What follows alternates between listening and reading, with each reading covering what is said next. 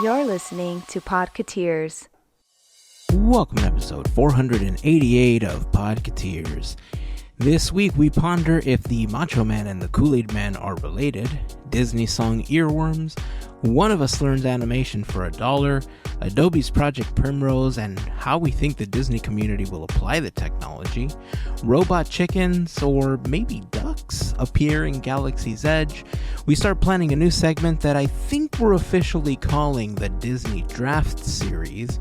And of course, we round out the episode with our history segment, Great Moments with Mr. Andrew, covering facts about 2007 and 2008.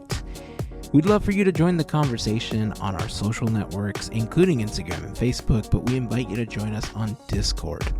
Joining the community is super simple. Just head over to podketeers.com/links and click on the Discord button to join our community. On that page, you'll also find other important links like our latest episode, the Quizneyland playlist, any fundraisers that we might be participating in for Teamboat Willie, a link to our YouTube channel, and a link to Larry's YouTube channel, Goofy Guys Adventures. A very special thank you goes out to an awesome group of people known as the FGP Squad, our podcast Fairy Godparents, because it's their support via Patreon that help make these episodes of Podketeers possible. As part of the FGP Squad family, you get some additional perks like exclusive discount codes for Podketeers gear, additional content that we've uploaded to Patreon, a special section of Discord, random giveaways, and access to our happy hour calls when we get an opportunity to do those. For more information on how you can become part of the FGP Squad family, we invite you to check out podketeers.com/FGP. And as always, a super special thank you goes out to the FGP Squad for their continued support. So that's going to wrap up the intro. It's time to jump into the episode. If this is your first time hanging out with us, welcome. We hope that you enjoyed the episode and that you come back for more. And of course, if you've been hanging with us for a while now, welcome back, friends. Here is episode 488 of Podketeers.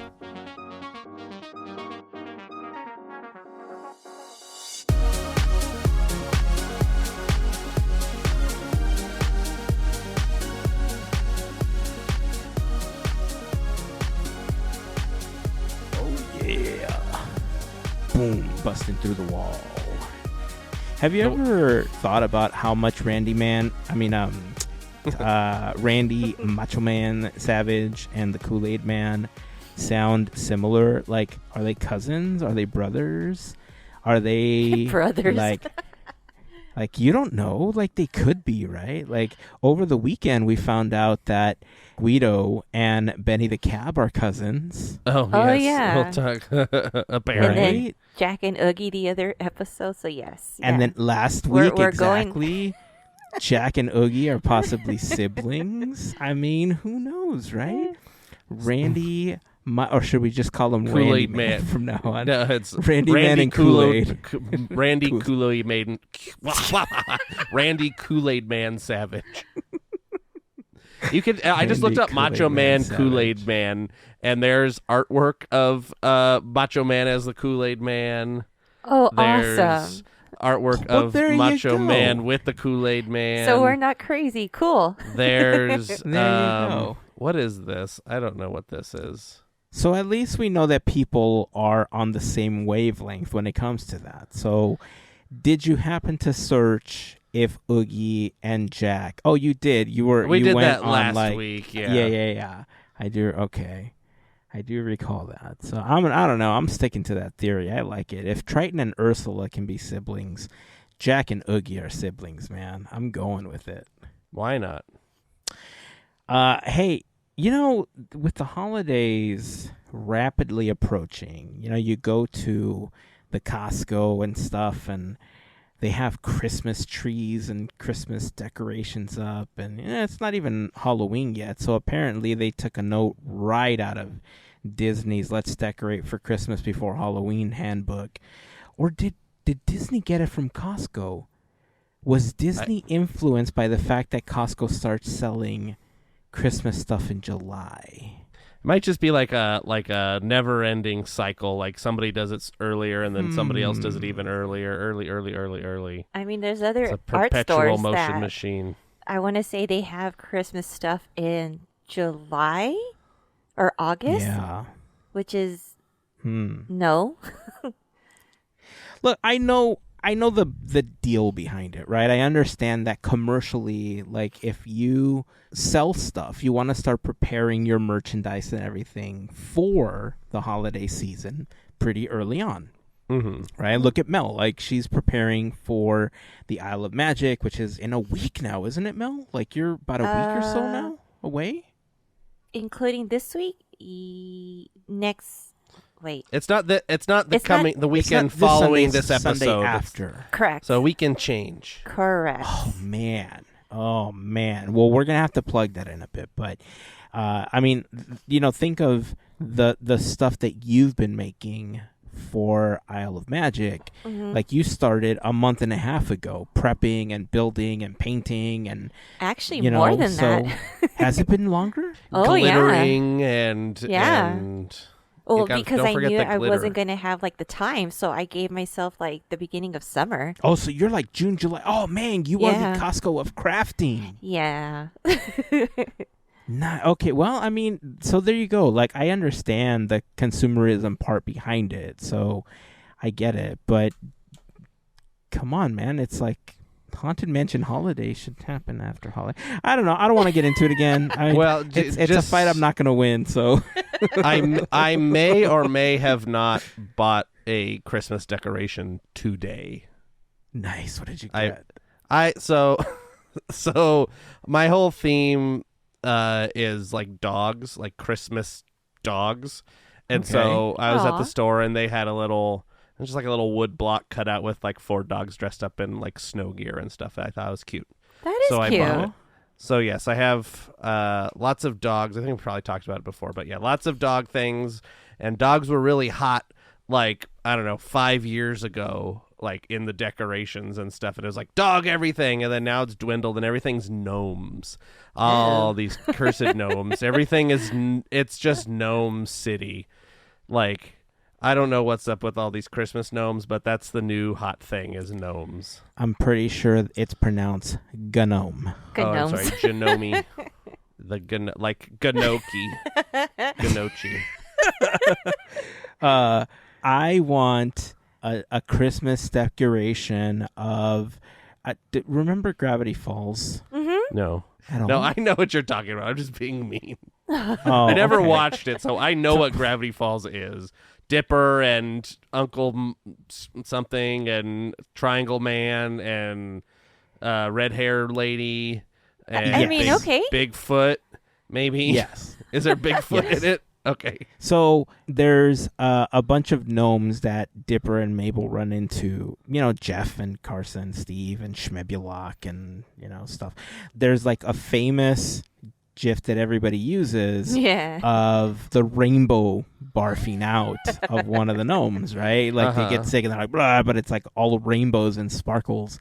Like I want a Christmas decoration of that if gnomes are like the thing this year. Because last year I did Nintendo theme. Like we went to Hallmark and I got I had a couple, but I got like the SNES and like Link and Zelda and the 8-bit Mario and Luigi. And so like the kids had a blast like decorating a Nintendo themed tree.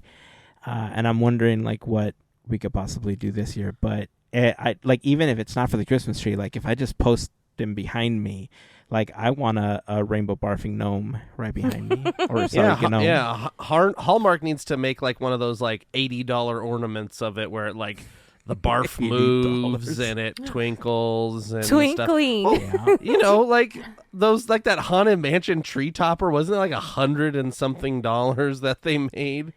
And, yes, but do you know how awesome it was though? Yeah, I know it's really cool, but that's what I'm saying. They need to do they need to do that with this barfing gnome? Yes, like a whole like $80 like. I mean, it continuously barfing. I'm gonna throw out an idea for Hallmark, like they listen to us. It could be the gnome on top with the rainbow, and then parts, like extra parts of the rainbow to go around the tree, so it's like a waterfall. Oh, it's like the gnome starts and then it's like a ribbon and you wrap the ribbon all the way around your tree. So my it's God, I love this rainbow idea. barf all the way around your tree. Oh, man. You know what we could use as a star, too? I mean, I guess depending on which side of the fandom you fall on, you could have like a giant Bill Cipher as a star on the tree, That's the right? pyramid guy, right? Mm-hmm. Yeah. Okay, or pyramid guy. Or you can lean towards the light side, right, of Gravity Falls, and you can have like Mabel posed in like a dancing position, and the star on her sweater, like the shooting star that she has, is what glows on top of the tree. That would be right. sweet. So you can you can either lean towards Bill or you can lean towards Mabel. I think either one would be fun. Yeah. I mean, I think Bill would be nice, like nightlight too. So Yeah. Hallmark, we're looking at you. We know you're not listening. Somebody tag Hallmark. At Hallmark. At Hallmark. Hashtag not sponsored. Hallmark sponsor us. Did you see, speaking of Hallmark, I know we talked about the Haunted Mansion thing. Did you see the carbon freezing decoration that they had? The Star Wars one? Yeah, it's bananas. Yes. wait, what? Oh, Mel, did you see it? No. So they had, it was like a chunk of decoration, okay? And so essentially it was Vader, Chewbacca, and Han Solo. And when you play, like, Han Solo was basically tied up, and when you press the button, he would drop into the ornament, and it would cover, and it would make all the sounds and stuff, and out comes Han in carbonite after, like, wow. you hear all the sounds and everything. It was a crazy ornament. Like, they call this an ornament, but it's like the size of, like, that's animatronic. Like a I'm grapefruit. Like it's a honking piece of decoration. Wow. But it basically plays the whole scene. It's Darth Vader, Han, Leia, Chewie with C-3PO on his back. It's on the Hallmark website right now. And then it plays like the whole audio from the scene, and then he goes down into the thing, and then the lights change. And like strobe and stuff, and then he comes back up frozen. It's very cool, and it was pretty awesome. $65. Funny you say that. And now it's selling for like $120 everywhere. It says they're sold out on the Hallmark store, but it says more on the way, so you may be able to like. Oh, that's good. Yeah, you may be able to get your hands on one at some point. It is 5.5 inches or 5.2 inches tall. Ooh. It's huge. Yeah, it's a pretty beefy ornament. Like, you need to have yourself a really good tree to hold that thing up. Or a shelf. Yeah, like I don't. Yeah, that's a shelf ornament. I think. Yeah, because it's really that tree would go like timber. Yeah, exactly. You need to balance it out on the other side with the Haunted Mansion or whatever. Right. Yeah. It's a couple $100. Somebody should. If we had a 3D printer, if I had a 3D printer, should design a bracket that basically ties to the trunk of the tree, and it telescopes out so that a giant ornament like this can sit in the tree. Mm-hmm. So it's not technically hanging from a branch. It's basically on a small shelf, but inside the tree. It's just like a cantilever thing. That's it. I'm getting a 3D printer. Yeah. I'm just. Hey, Hallmark. This is a genius idea. Hallmark makes something similar to this. No, they don't. They do this too. This is my idea. I've never cut. Do they really? I just looked it up. It's but called mine will be better. We will be the Apple of these ornament holders in trees. We won't invent it, but we'll make it better. It's called a Hallmark keepsake ornament display arm. Or at least pretend to make it better. There you go. Well, just make it look nicer, because this one looks real leafy. So maybe some different design. All right. But yes, apparently somebody had this idea. It's a good idea. Like, it's... Okay. All right. Well, I'll get the 3D printer and keep you posted. So do it. It's funny that we're talking about like Christmas ornaments and decorations and stuff, because you know how randomly you get like, or I'll ask you the question. Do you ever get like random Disney earworms in your head, whether like from commercials or like all of a sudden, like you don't know where it comes from, but you're like, triple dinkum will make you smile, triple dinkum.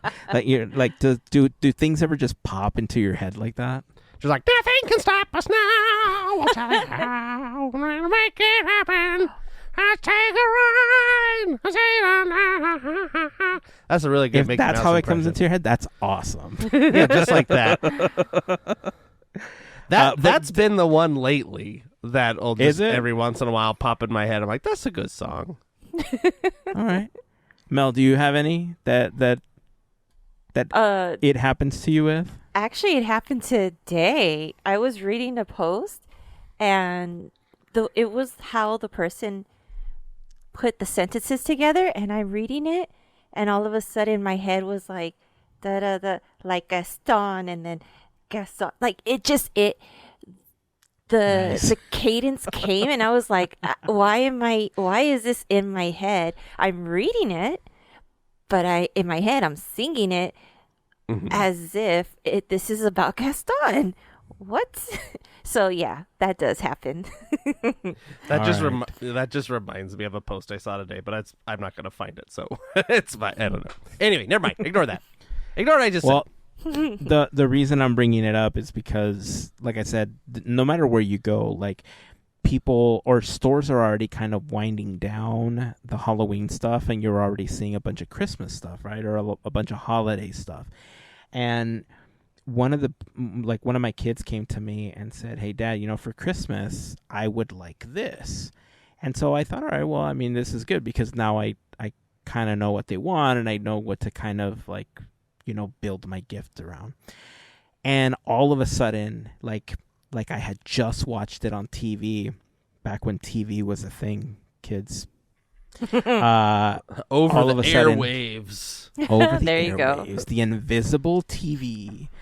I started, like, in my head just went off. It's like, Merry, Merry, Merry, Merry Christmas. It's Christmas time at Disneyland. Celebrate.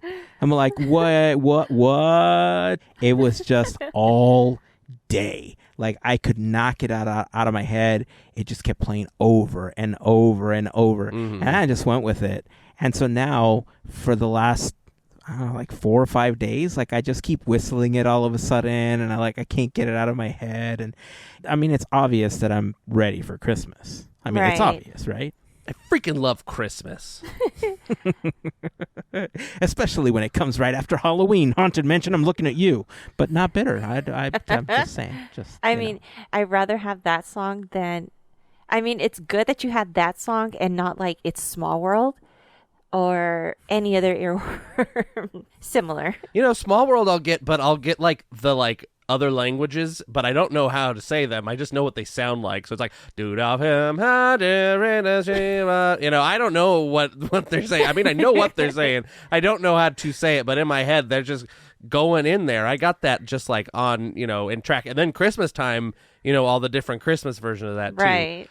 The other one that pops in my head is the Halloween parade. It's Halloween, Halloween, everybody. That's such a good song, and I am very happy whenever that's in my head. And then there's another one, also the Country Bear Vacation Hoedown. Mm-hmm. The main theme from that. Yeah. It's the great outdoors. Nothing like the great outdoors. Ease your soul. Nothing like the great outdoors keeps me from growing old. That's that. That song was like I was looking into it for a while. It was like very popular for like 2 years. Like Country Bear Vacation Hoedown came out, and then like it was on like the silly, what is it, the silly songs, or what do they call them? The sing silly. I don't know, some VHS tapes. Sing-along, silly sing-alongs, or whatever they're called.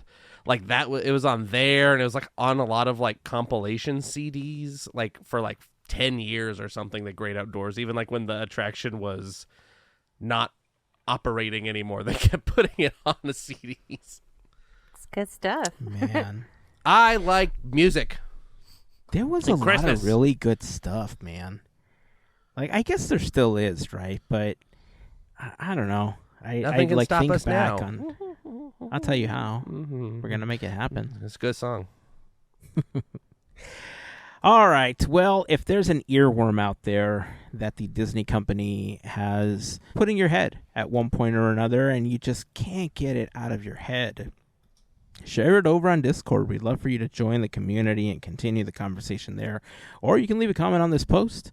We'd love to hear what your earworms are. And it's kind of a dangerous thing to ask for that, right? Because somebody might post something and then all of a sudden that becomes the earworm that you can't get out of your head. But you know what? The It's fine. Venga bus is coming and everybody. Let's share. And Wrong all I part, but see is okay. the dude with the big glasses dancing for Magic Mountain.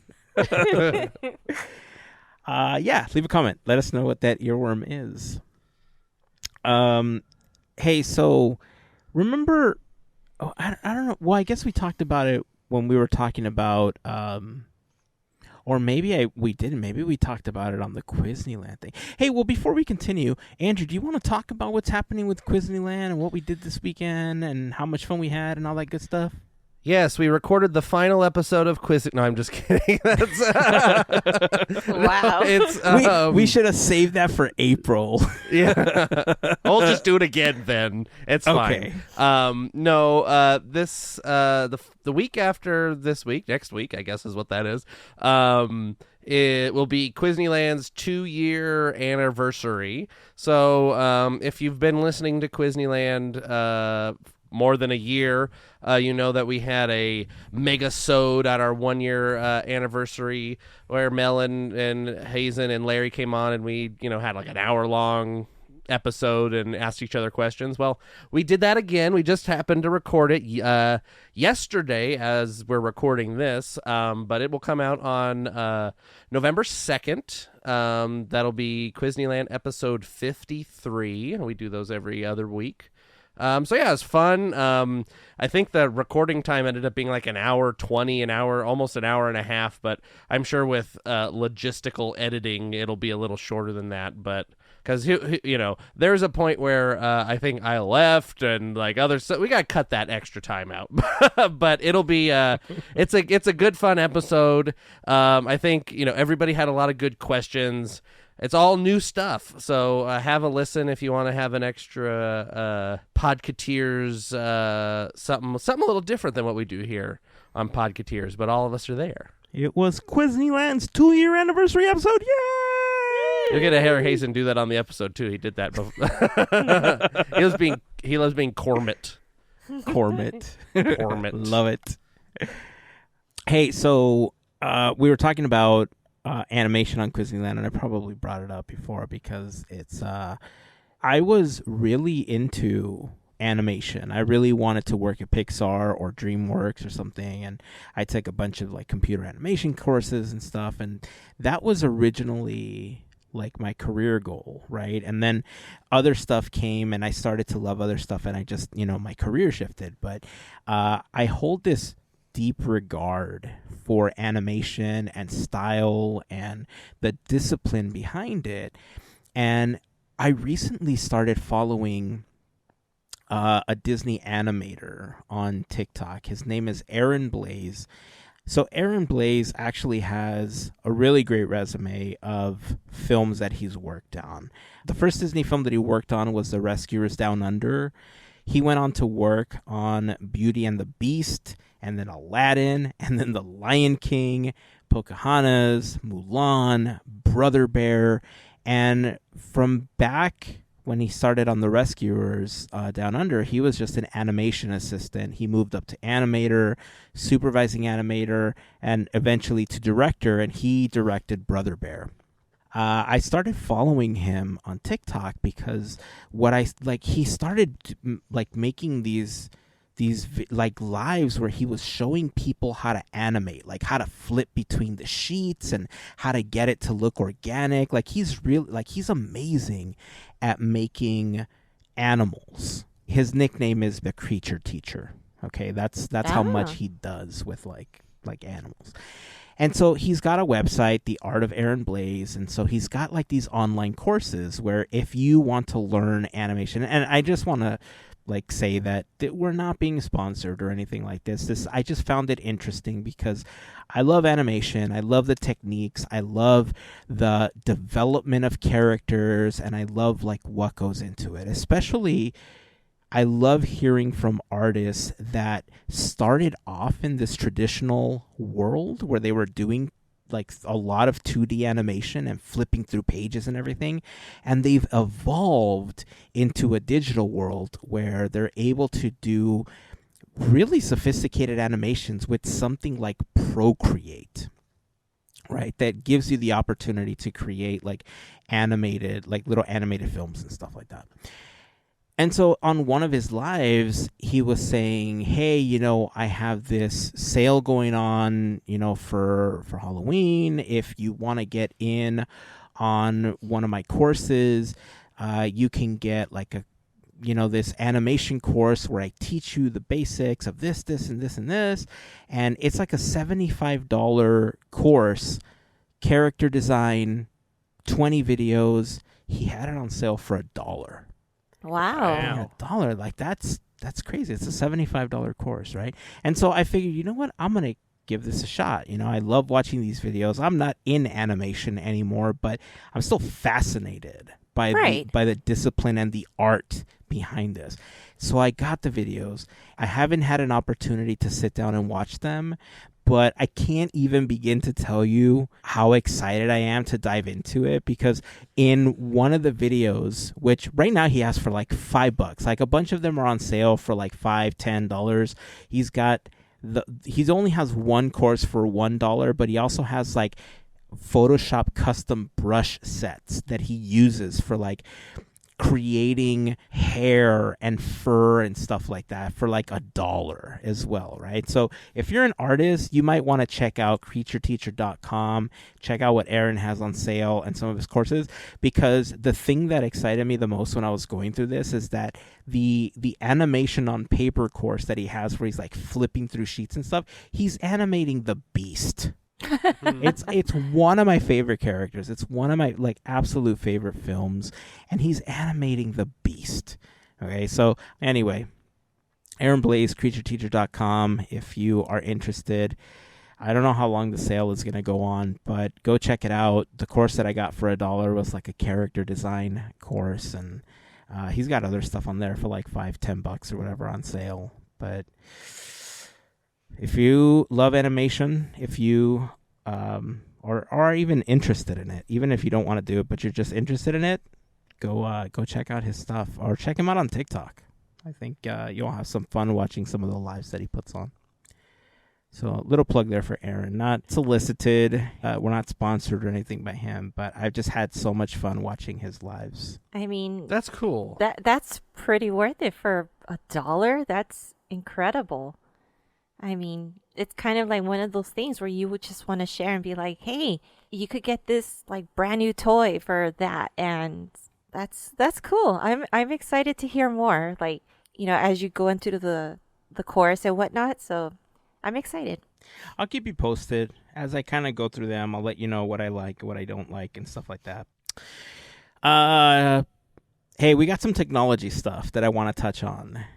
That I thought was pretty cool. One is not Disney related, one is Galaxy's Edge related, but I want to start, I guess the first one, even though it's not directly Disney related, I think there's a lot of really cool applications that it can be used for. Mel, you sent us this link. It was at an Adobe conference. Do you want to talk a little bit about it and what it was? Yeah, absolutely. I happened to catch this just out of random, like I was just scrolling through different like websites and whatnot, and I'm not really good with, I don't keep up with the newest technology or anything. So this was like I happened by chance to see it, and it was from Adobe. I've never heard of Project Primrose.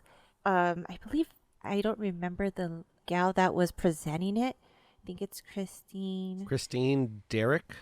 Yes, she was presenting, just talking about a dress that she had on, and it's just a regular tube top dress, so it wasn't anything fancy at first.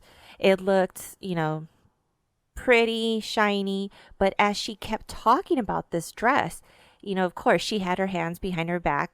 No problem. With just a touch of a button, she's pressing a button, and suddenly this dress becomes another dress. And it's so seamless with how the transition is, which blew my mind, because this is something we've been trying to see like at parks. And it's not just that.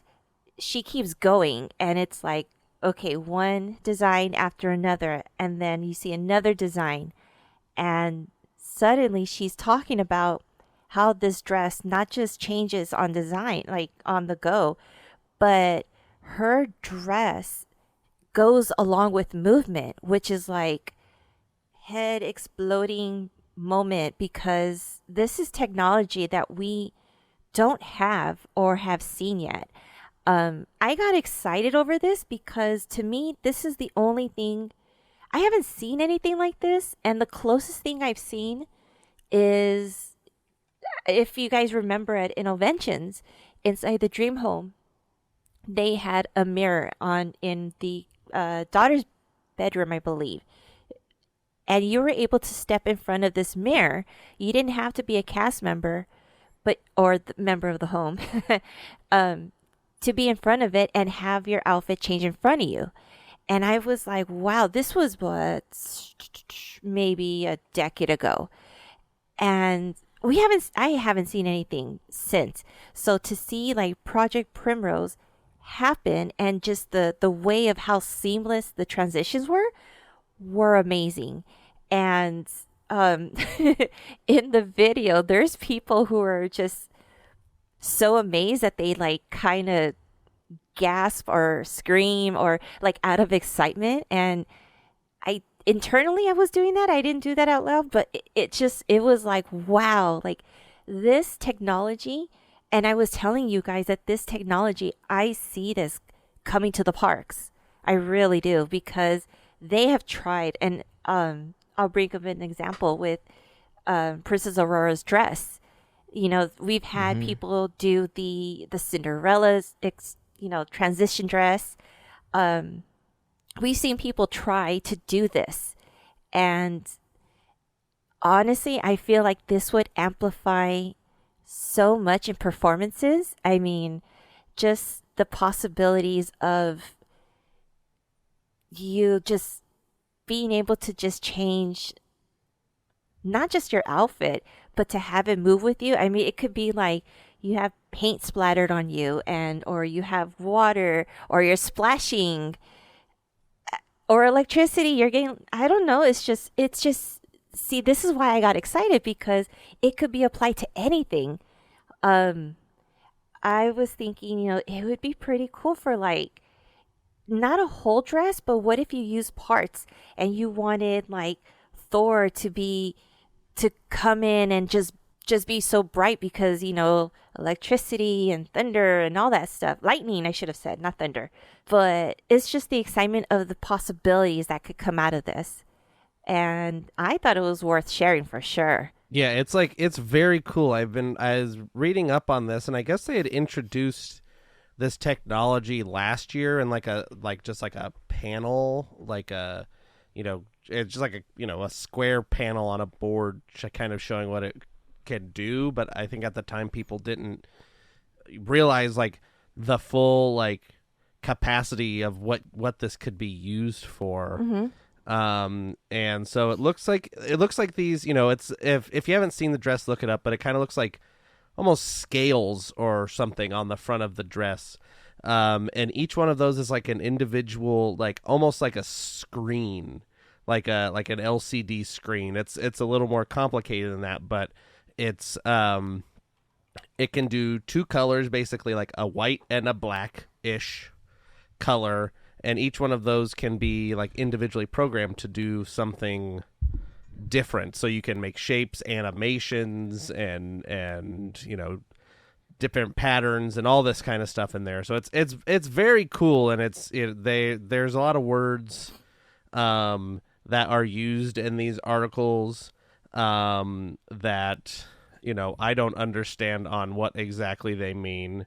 It says, recent advances in smart materials have enabled displays to move beyond planar surfaces into the fabrics of everyday life. We propose reflective light diffuser modules for non-emissive flexible display systems. Our system leverages reflective backed polymer dispersed liquid crystal and electroactive material commonly used in smart window applications. This low-power, non-emissive material can be cut into any shape and dynamically diffuses light.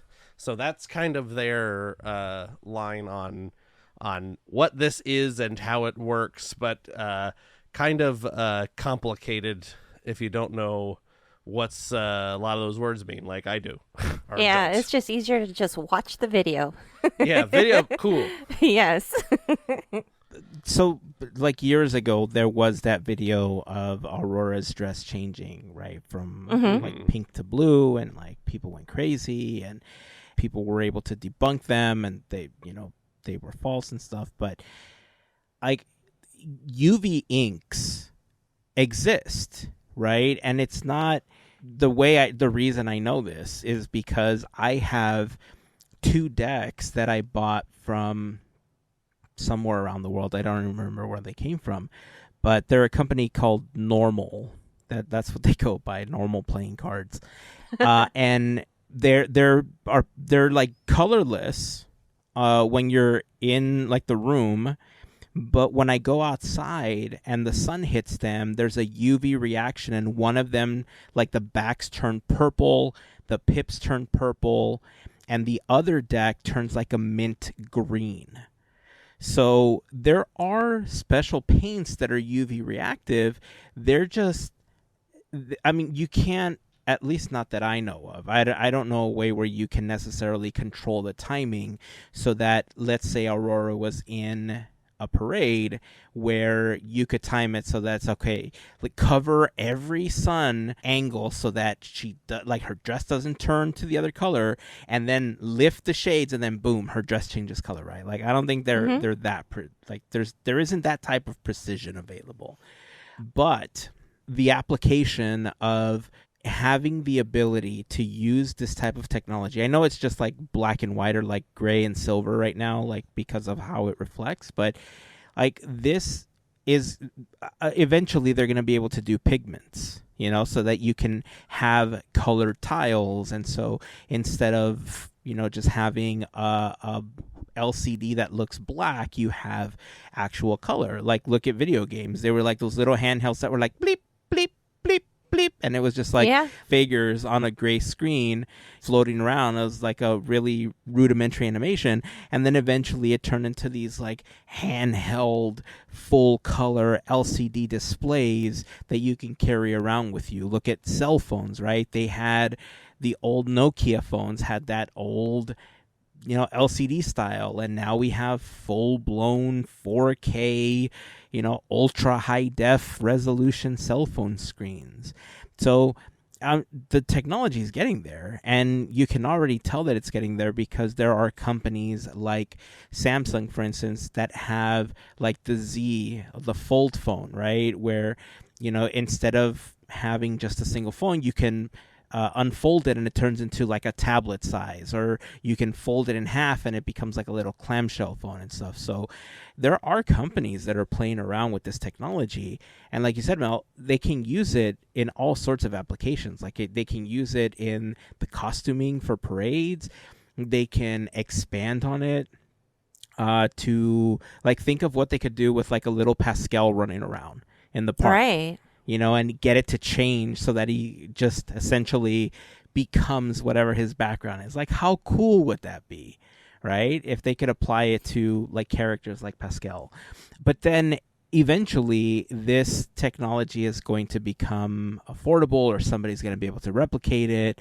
And imagine the Disney bounds people will be able to create, right, with the ingenuity that a lot of the Disney bounders have. Because let's face it, I mean, Disney costuming is amazing, right? They do such a fantastic job with the costumes for parades and for in the park and everything. But man, some of the work that Disney bounders put into their creations is insane.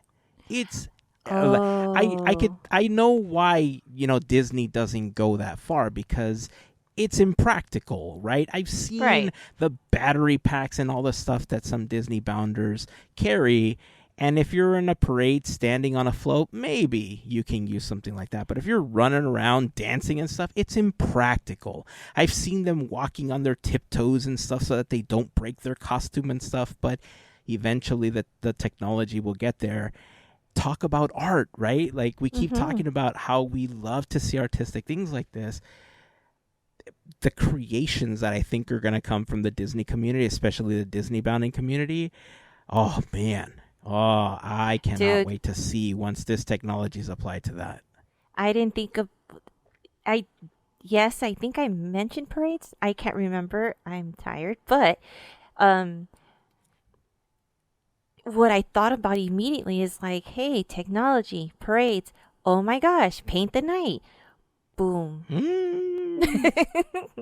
Yeah. Or even Phantasmic. Like, that's why it's exciting. Definitely. Ah, man. Well, Project Primrose, if you're interested, check it out. Just do a quick Google search. We'll also share a video over on Discord. If you want to check that out, it's pretty amazing. I mean, it was just the front, but the tech is there, right? It's such a cool concept. Just the idea that from like 1 second to the next, your entire design or pattern can change. I'm telling you, the foundation is there. And once we get some color into this is going to be some tech to watch out for, because it's going to, I'll go on a limb and say it's going to revolutionize the fashion industry. Oh yeah. Not just fashion, the technology. Like, it's going to be, there's probably just things we're not even thinking about that this can be applied to. So it's going to be a wild ride seeing what these are going to like end up being in partly, being someone part of. is going to do their car. Guarantee it. Oh man, that would be an invisible car, an invisible plane. Imagine scary. the cloaking technology. That We just made chaos. People, it's going to cause some worrying. So let's shift the conversation to some different type of technology. How about that? Yeah. Let's talk about some new innovations from the Imagineers over at Galaxy's Edge. But before we do, I want to remind you that this episode of Podketeers is brought to you by a fantastic group of listeners known as the FGP Squad, our podcast Fairy Godparents, because it's their support via Patreon that help make these episodes of Podketeers possible. For more information on how you can become part of the FGP Squad family, we invite you to check out podketeers.com/FGP. There you will find some information about the FGP Squad, a link to our Patreon, a list of some of our top contributors, and of course, if you have any additional questions, please feel free to reach out to us. We'll be happy to answer any questions that you might have. But being a part of the FGP Squad family gets you some additional perks, like a special section of Discord, access to additional content that we've uploaded to Patreon, discount codes on Podketeers gear, random giveaways. When we do our happy hour calls, you get access to those and more. So again, podketeers.com/FGP is where you want to go get more information, but you can always ask us. We'll be happy to answer any questions you might have. And of course, to all of the members of the FGP Squad, we just want to send a huge thank you for your continued support. Andrew, would you like to share some information about the cute new tech coming to Galaxy's Edge? Sure. There's some ducks at Galaxy's Edge. No, Robo-ducks. Robo-ducks. Imagineering is playtesting some new autonomous droids over at Galaxy's Edge at Disneyland. I'm not sure if they're still going on, but as far as I can tell, they're still doing some kind of playtesting. These are all fully, autonomous, thinking for themselves, going and doing stuff robots. They kind of look like little robot ducks almost. They're called, I think Hazen found, they're called the BD1 style roaming droids. in 3 colors, orange, green, and blue. And they're very cute. Yeah. I do want to clarify that they're essentially a BD unit. BD1 was the droid that was with Eno Cordova. And, Gotcha. So they're BD, the model BD robot. Is it Rebels? I don't remember. Yeah, but they're a BD series droid. And BD1 specifically belonged to someone. I don't remember if it was Rebels or the Clone Wars, but it was, it belonged to a Jedi. Somebody will but know. Yes. Yeah, I'm sure somebody will be able to tell me. But yeah, I mean, I've seen the Lego form of this before. Mm-hmm. Super cool. The fact that they're bringing them to Galaxy's Edge is fun. We started joking and saying that they're ducks. The first time I saw them, I didn't think duck. I actually thought robot, and I started to chuckle because I thought Robot Chicken, which was, the little animation show.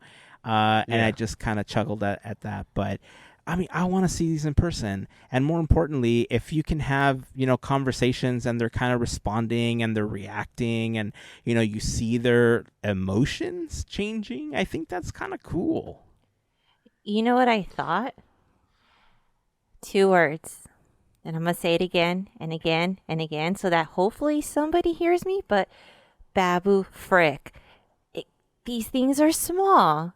Again, they're very they're small. not that small. They Babu Frick's pretty small. They're getting there. They're getting there. They're getting there, yes. So, there's a step in that direction. Just make it happen. Keep working at it. Thank you, Disney. I think they could do Babu Frick right now if they wanted They to. could. Like, they got freaking too. Grogu already. They could do it. I know. They had that freaking, what was it? Destiny, that weird like animatronic they had at like D23 and at Tomorrowland for a little bit.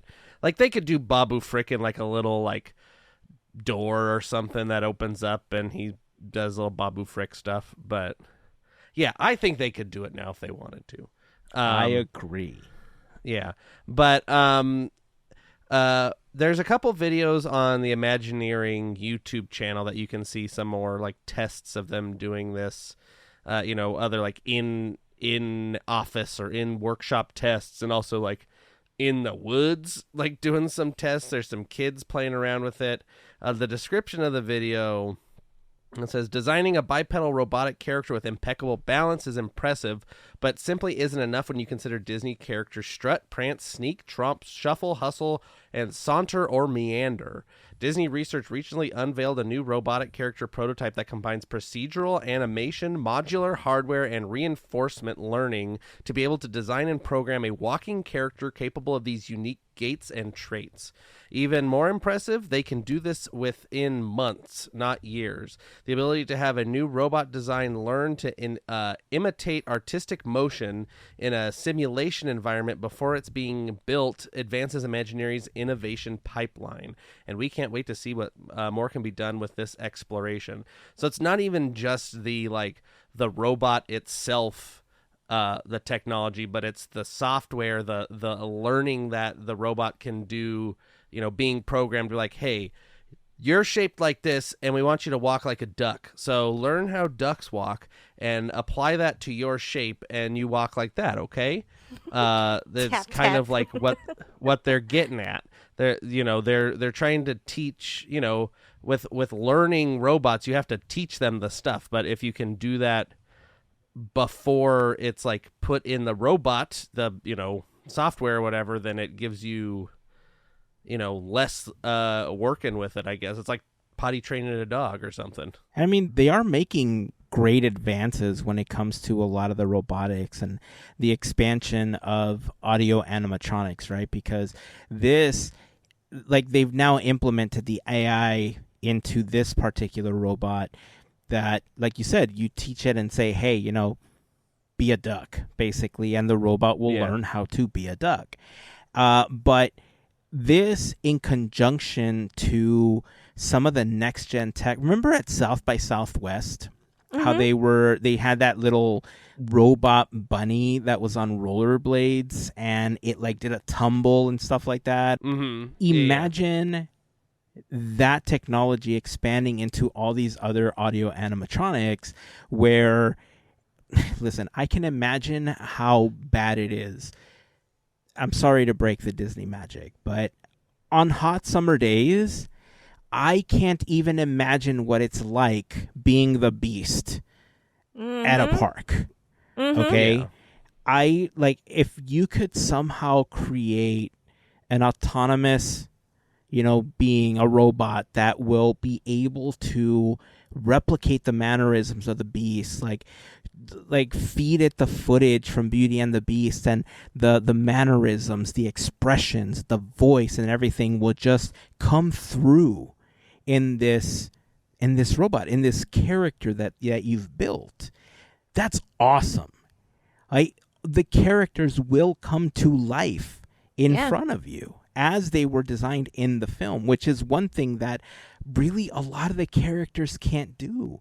We experimented with Mickey talking, and at times it was great, and at times it wasn't. But this was a design that was meant for somebody to be controlling from the inside, right? We have cast members inside of a stormtrooper outfits, that are able to kind of reply, using certain motions in their fingers to trigger certain key phrases and stuff. So there's a lot of memorization that goes on with these costumes and for these characters, or like Kylo Ren, for instance. But what if it was a robot and it could have a real life conversation? It's a mixture of some of the tech we've seen with some of the costumes. It's a mixture of some of the tech that we've seen virtually with Crush. It's some of the tech that we've seen mixed in with like this rollerblading robot at, South by Southwest. These new BD droids now at Galaxy's Edge. In 10 years, I can't imagine how amazing the tech has the potential to be when it comes to designing these characters, and what the experience can be like when you're actually meeting a character that's not just a face character, right? But having an interaction with like one of your favorite characters in their full character form. Well, it's kind of like how they had for a time the meet and greet with Mickey at Walt Disney World, that he could talk to you. It's all stemming, I think, from basically what you're saying is like, how can these characters, our characters in the park, interact with people more realistically, more, enthusiastically, and stuff like that. So that's, like you're saying, this is all, I think, what this technology is building towards, is to have those moments be more authentic and real feeling than they are currently. Yeah. It's exciting stuff. Hopefully we get to see more. I would love to see these things in person one day. But if I really do think that this is leading up to something like Babu Frick, Mel, because if you think about it, Grogu is a test of mechanics more than anything, right? Because whoever is dressed as Mando is essentially controlling Grogu and the expressions and, the sounds that are coming from Grogu. But these robots are designed to learn to think on their own so that they can respond, which I think is, again, a combo tech that you can mix with something like Crush and have an entire show that is now live, where it doesn't have to be a cast member, like, because we have it now, right? We kind of have that, like, where if you're on Monsters Incorporated, Mike and Sully to the rescue, somebody is behind a camera talking to you as Roz, and they're reacting to what you're wearing or what, how you're acting, what you look like and stuff like that. If you look bored, they'll call you out or whatever. But this is the evolution of that because it's no longer a cast member. So I will say that I am interested in the vetting process for the tech as well, because I've had an opportunity to use some AI and the application isn't all there, right? I know that they're writing their own tech and their own AI and their own programming for all of this, but I would be curious how they would implement restrictions so that it will essentially learn from talking to people but exclude learning certain phrases or actions or mannerisms that people will try to force teach it. Because there's going to be people that are going to try to force it to learn, bad words or whatever, right? Right. So I would be more interested in, because AI exists, like AI is just out there. Yeah. You can program it, you can teach it, you can do whatever. But I would be more interested in figuring out how they're going to filter that down and teach the robot not to learn that stuff. You know what's funny? Okay, so one last thing. I was thinking about the technology with Project Primrose and then what we just saw in Galaxy's Edge with just the robots and AI. Well, who's to say your mind's going to be like, oh my gosh, yes. Okay, so who's to say like in 10 years we'll see Hatbox Ghost outside of Mansion? Because the dude doesn't talk. Oh, damn. Really. Damn it. But the technology with both of those things, yeah. Now you're speaking my language. They can follow Now you you're home, speaking They as could, they say. right? They can't. Oh, or at least to the parking structure, and then they have to go back, or else, you got to feed them and stuff. Well, they don't eat.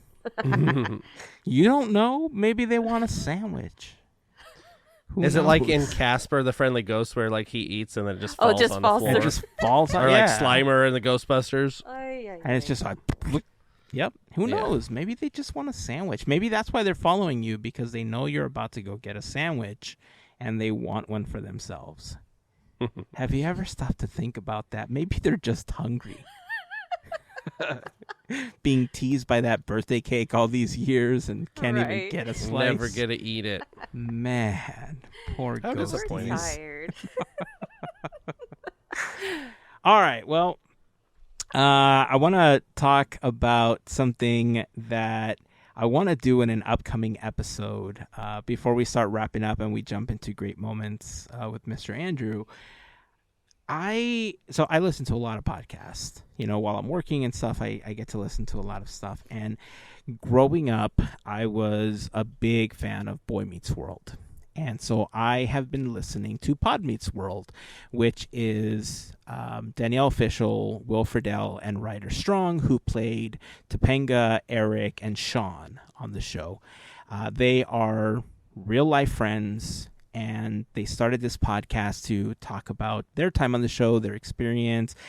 It's very similar to a lot of the other podcasts where cast members recap their time on the show. This is basically the same thing. It's just Boy Meets World related, right? And so recently, they're in the third season, and recently they did a draft. And the draft that they did was of the episodes up through the ones that they had covered. It wasn't the entire series. It was just the first couple seasons. And they drafted their own list of episodes to try to come up with the best episode list. And then they had their listeners vote on who possibly had the best episodes on their draft, right? And so I got to thinking, we weren't on a TV show, so we can't talk about a TV show. I mean, we could start covering a TV show, but it wouldn't happen until after the strike. So what can we do now that's similar? And I thought, Disney music. There are so many iconic songs in the Disney catalog. What if we did a Disney music draft where we just go in, I forgot the term, but it's basically a snake style where once we determine the order, the first and third get to do 2 picks at a time because it's kind of like a snake 1, 2, 3, solution. 3, 2, 1, 1, 2, 3, 3. Yes, 2, exactly. 1, 2, 3, 3, 2, 1. Yeah. And by the end of the selection rounds, everybody has their list of songs, and what we can do is we can post our lists and have, like on Instagram or on Discord, whatever we want, and have people vote to see whose draft list is the best. And who has if they could if these were considered like the ultimate Disney song list and you could only listen to one for the rest of your life, who's got the best song list? What do you think? Let's do it. Yeah, well, let's do it. Sounds fun, right? Yeah. So we're gonna plan all of this. We're gonna plan the logistics of it. I think I pretty much have everything figured out, but expect to hear a Disney music draft episode very soon. If you want to play along, join us on Discord. If there's maybe. Because I want to figure out like what years we should restrict it to, or if we should restrict it to specific years, considering that the company is celebrating their 100 years of wonder. If we stick to the entire 100 years, that's a massive catalog to select from, which I don't do like fantasy sports, so I don't normally do like a football or baseball draft or anything like that. But essentially, you have a list of all the things that are being drafted, and once somebody selects it, it's off the table. Somebody else can't select it anymore, right? So at some point, we're all going to have to get together and agree on the songs that need to be selectable as part of the draft. And so maybe that's what we'll ask everyone to help us with. Maybe we'll put a thing on Discord and on Instagram, and we'll say, hey, the Disney music draft is coming. Give us a song that should be included as, a draft pick. And so we'll cap it at however many we need. And then those will all be selectable. And the good thing about that is we'll be able to do this in multiple rounds, right? Because we have 100 years of Disney music to go through, technically we can do this 2 or 3 times and come up with like a mega list at the end. Yeah. So, I think we need to not put. This is my vote. I think we put no restrictions on it. Any Disney song counts, and we just see who makes the best list. That's my humble opinion. So tell us on Discord if you think that's the way to go. Because I think that each of us is going to have a different thing of these are the songs that we want, and if the songs are predetermined. I know that's what sports are. It's all the people are already predetermined, you just get a pick out of them. But if some of us have affinities for things that others don't, then you might not think of something in that initial list. So if we can just have free reign over 100 years of Disney music from any category, anything, I might seem crazy. I don't know. Maybe there's a crazy it makes idea. sense. But you never know what could come up with out of left field kind of ideas and songs. So to be clear, we could do TV show theme songs. No rules. We could do Merry, Merry, Merry, Merry Christmas Disney commercial. It could be anything, basically. No rules. That's my rule is no rules. Any song that ever existed. Okay. It could be friggin', like you said, a commercial jingle. It could be an attraction song. It could be friggin', a made up, a song that was in the background of a movie. Be like, well, it could be freaking, Ooga Chaka from Guardians of the Galaxy. It could be. That's what makes it difficult, right? That's why anything. I think we need some kind of restriction because, we'll figure it out then. If we said Disney Renaissance, obviously, it really limits and allows you to really parse through the music in the Renaissance era. and create like a pretty solid list. But if you're going absolutely 100 years and you got everything on the table, I mean, that it's going to drive you insane trying to I'm saying this for me, okay? You know how I am about making certain choices and how I sometimes end up with backup choices, and sometimes it drives me crazy because I cannot settle on something like that. So, well, maybe what we need to do is make this a regular thing. This is like the monthly draft, and each month or something has a category, and that way we can cover all the different things. I'm just talking out of my butt here right now, but every month we have a category that, like you said, Disney Renaissance, park songs that say magic in them, this and that, whatever categories we want to come up with, then we can. I mean, I'm cool cover with this. We can extend this because I've got a very eclectic taste, and I'm gonna be pulling out some like freaking Firehouse 5+2 songs or something, and or see, some Billy the Hill thing, the right? Hillbilly songs. So if I think we can expand this even farther if we want to do it pretty regularly. I think it's a good idea, and if we got to put limits on it, I think we got to do it a lot of times, or I'm gonna be like, I'm gonna have all these songs that I'm gonna I have to tell somebody about. Okay, so then let's just call it. We'll make it a series going forward. Series. It's yes. the Disney. We'll do the it. Disney Draft series, and then we'll choose whatever topic the next draft is going to be whenever we have them, because this isn't going to be something, like I said, if we don't have some kind of restriction, it's going to be really difficult for us to narrow down in a 1 week process, right? So let's do it. 1 week could be music, 1 week could be movies, 1 week could be TV shows, 1 week or like 1 month or whatever. If we do this monthly, whatever the case is, that way, if listeners want to join in and they want to do a draft, they can see how many of our picks ended up on their list, or whatever the case is. Maybe maybe we'll do votes for listeners. We'll post them. If they post them on Instagram, we can repost, and maybe we'll give a prize for the most popular drafts for some of the listeners. I don't know. I'm shooting ideas out. But when I heard the draft episode on Pod Meets World, I thought, man, this is such a fun idea. I would love to do this, but we weren't on a TV show. What if we do it with music? And now that you're saying this, we can expand it. The Disney Draft series, music, movies, TV, everything under the Disney umbrella. New segments. 100 Years Yay. of Wonder. Boom. Especially with great moments ending. Ending soon, yeah. So we got to have something we do every week.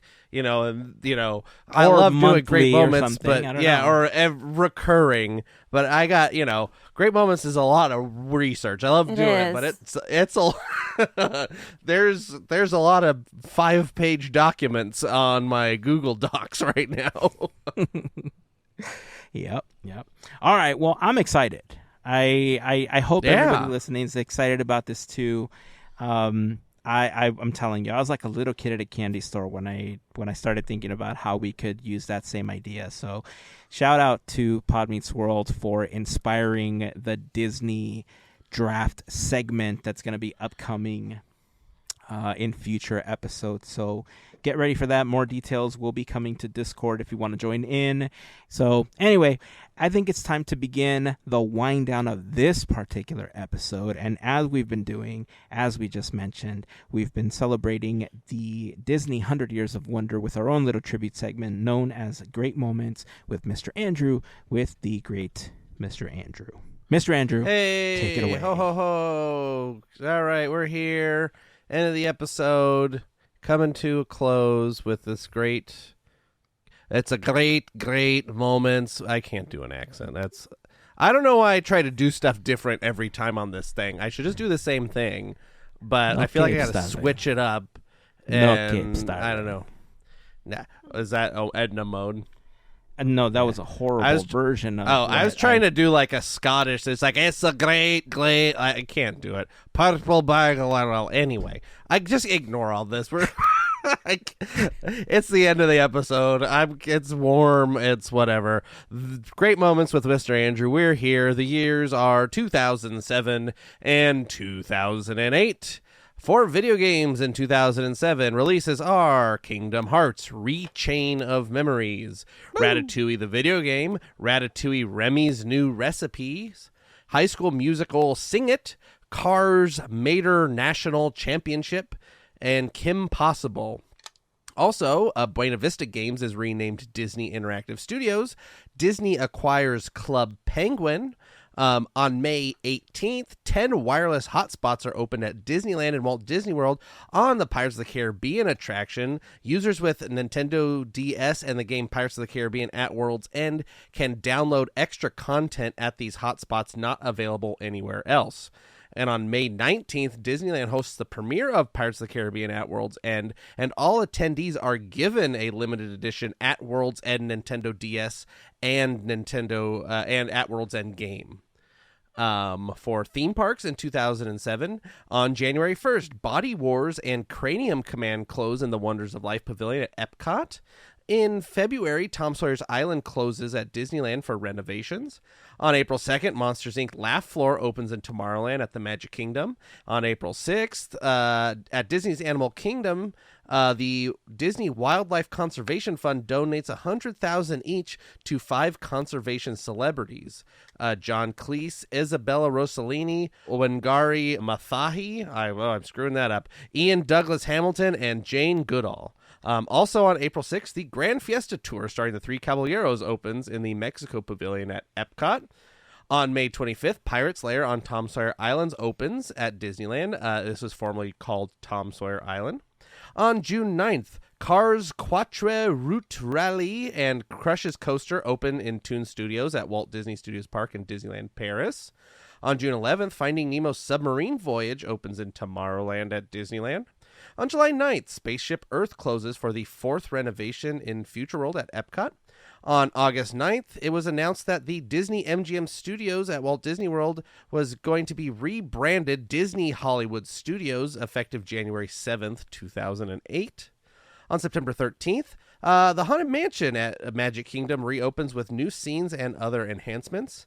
On September 24th, the Main Street Haunted Hotel opens on Main Street in Hong Kong Disneyland for Halloween. And on October 17th, Cars Land is first announced for Disney California Adventure.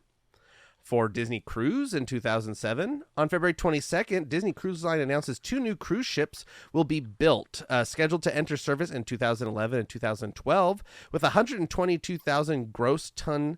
The ships will be 2 decks taller than the existing Disney cruise ships and will offer 1,250 staterooms each. These ships will be built at the Meyer Werft shipyard in Germany. And in April, the Meyer Werft shipyard in Germany and Disney Cruise Line signed a contract to build the 2 new cruise ships. On May 12th, the Disney Magic departs from Port Canaveral for a 14-day eastbound repositioning cruise to Barcelona, Spain, where it will begin Disney Cruise Line's first Mediterranean cruises. And on May 26th, the Disney Wonder cruise ship begins Disney Cruise Line's first 11-night Mediterranean sailings from Barcelona, Spain. Other notable events of 2007, a newly updated Disney.com website is unveiled. Buffalo Technologies releases 3 Disney-themed USB flash drives in Japan, featuring Steamboat Willie, Stitch, or Winnie the Pooh. Each is 512 megs of capacity with a 5,000 each limit, so there's 5,000 of each created. Business Week magazine publishes an article listing the world's 25 most innovative companies. Number 8 is the Walt Disney Company. Business Week also releases a survey from the Universium Communications of 40,000 students of the most desirable undergraduate employer. Number 2 on the list is the Walt Disney Company. The Mighty Ducks of Anaheim win the Stanley Cup for the first time in franchise history by defeating the Ottawa Senators 6-2 in Game 5, winning the series 4-1. Due to disappointing ticket sales, the Broadway production of Tarzan closes. Also, Disney's first Broadway musical, Beauty and the Beast, closes on July 29th, 2007, after 46 previews and 5,461 performances, and it's Broadway's 10th longest running production in its history as of August of this year.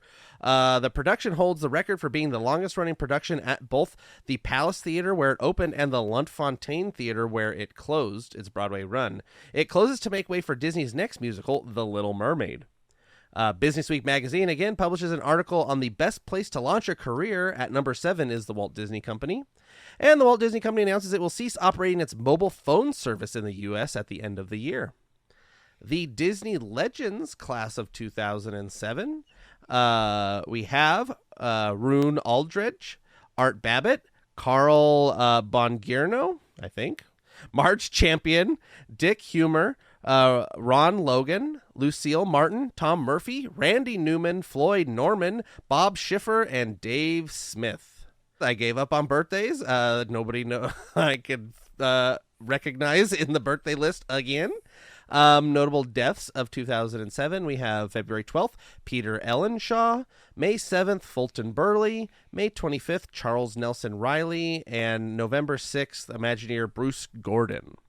That brings us to 2008. For video games in 2008, releases are Dance Dance Revolution Disney Channel Edition, Taruk, Disney Friends, Cars Rev It Up and Radiator Springs, The Sweet Life of Zack and Cody, Circle of Spies, WALL-E, Hannah Montana Spotlight World Tour, The Cheetah Girls Passport to Stardom, Disney Sing It, Disney Think Fast, Bolt the video game, and Club Penguin Elite Penguin Force.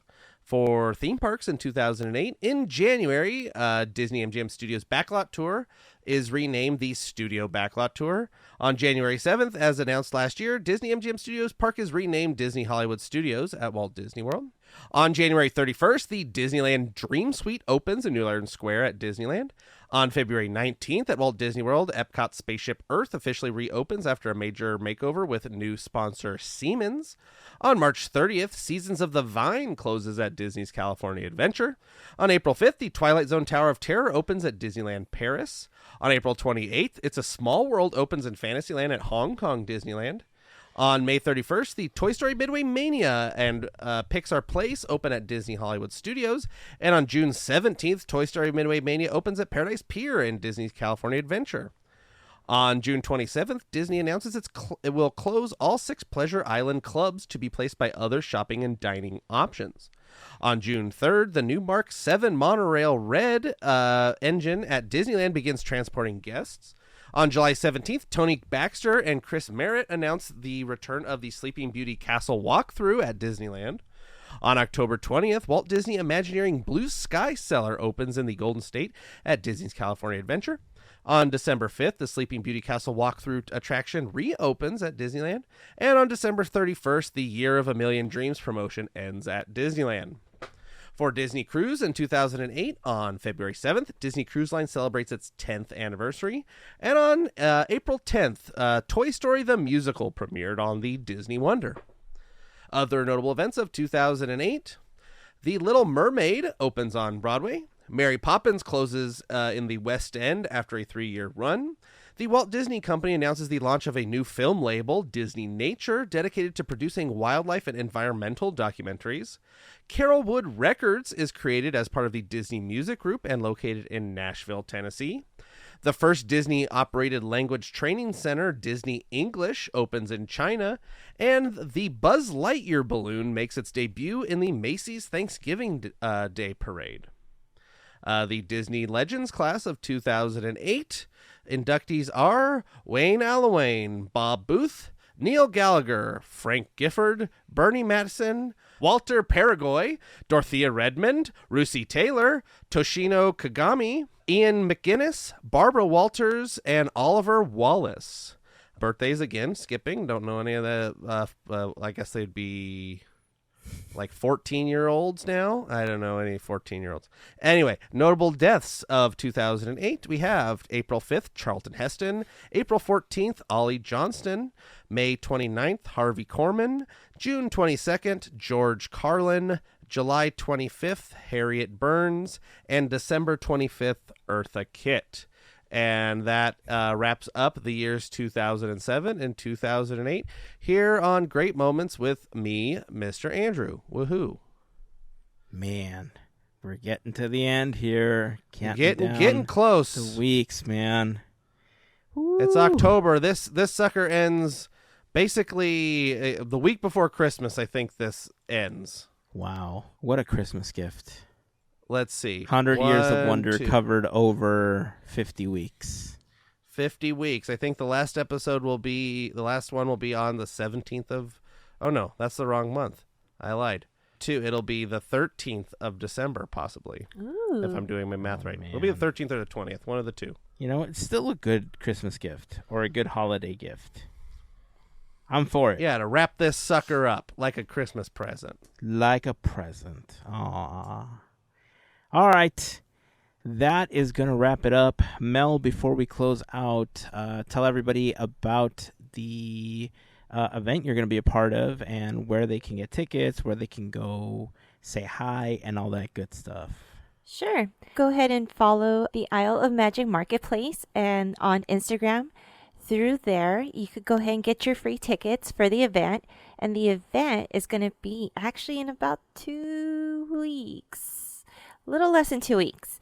On November 5th from 3 to 8. Wow, I am that tired. From 3 to 8. And there's going to be about 30 vendors. I'll be there. There's going to be so much to do. There's going to be a pinball tournament, which if you want to check that out and just see what it is, we're going to have food. We're going to have entertainment. It's going to be a lot of fun. And there's going to be a lot of cool artwork. So if you, like I said, if you go to the Isle of Magic Marketplace Instagram, you can actually see just a little bit of like who's going to be there vendor-wise. And you could actually see some of the stuff that they have. And I've been seeing a lot of cool stuff. I mean, if you haven't gotten your tickets, I would say RSVP now, if you can. It would be a lot of fun. And, you know, I've been just saying it over and over. I would like to, you know, see you, meet you, and come by and say hi. So, again, third time, because you never know. Definitely follow on Instagram the Isle of Magic Marketplace. Tell them we said hi, I said hi. Check their stuff out. Check out the vendors. And again, grab your tickets. Well, that's going to wrap it up. If you want more of our links, you can go over to podketeers.com/links. There you'll find our latest episode, the Disneyland playlist, information about our latest fundraising efforts, our YouTube channel link, and Larry's YouTube channel link as well, Goofy Guys Adventures. Make sure that you're following him. If you want to check out Larry's Adventures in the Park, he live streams 2 to 3 times a week. So make sure that you subscribe, turn on those notifications so that you are alerted whenever he's about to go live. And that's it. That's going to wrap it up for this episode. So until next time, keep dreaming, keep moving forward, and always remember to pass on the magic. Have a fantastic week, everyone. Bye. See ya.